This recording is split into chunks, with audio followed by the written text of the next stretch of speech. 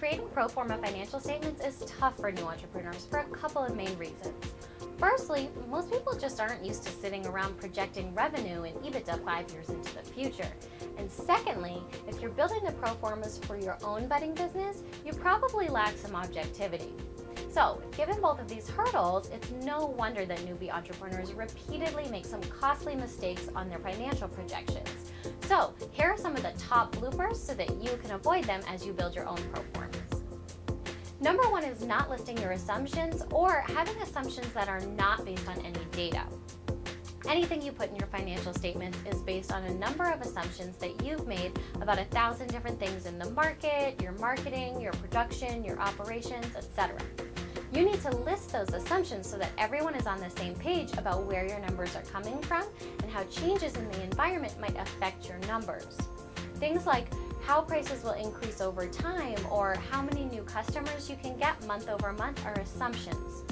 If you think that office overhead, for example, will increase at 6% per year, I need to know that and I need to know why you think that. For example, because overhead has increased at that rate for the last 10 years, or it was increasing at a lower rate, but you expect the price of heating oil to jump up. If you think your online marketing efforts will give you X% revenue increase each month because they're going to drive you 100 new customers each month, I need to know why you think that. What avenues are you using and what are the associated conversion rates and costs? And then of course, remember that those costs must also show up in the pro formas. Another issue that many newbie entrepreneurs have is that they forget about an allowance for bad debts.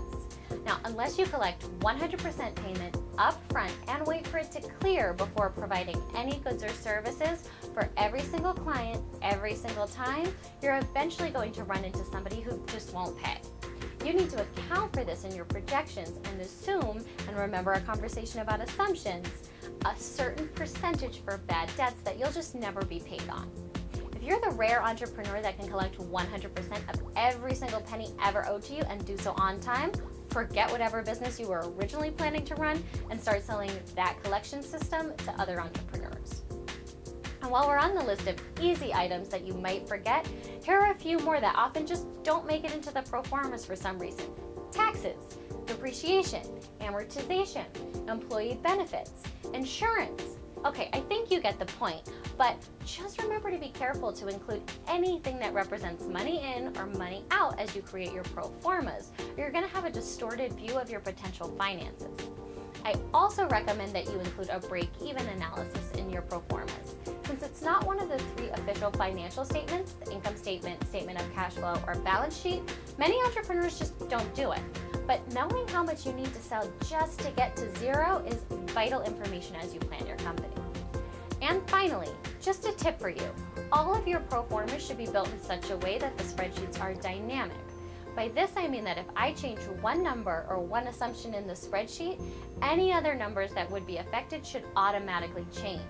This is just to save you from the horrible headache and the embarrassment if somebody asked you to adjust your assumed revenue from 15% down to 11%.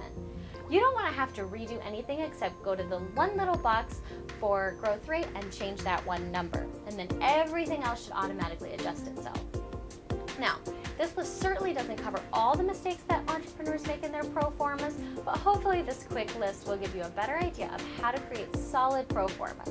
And if all of this talk of common pitfalls is just stressing you out, I highly suggest that you enlist the help of someone who has experience in the area. Did you find this video helpful or fun? Then share it with a friend who you think would benefit from the dish, and don't forget to follow me on Twitter and Facebook and subscribe to my channel on YouTube so you never miss any of the latest tips, tricks, and tutorials to help your business grow.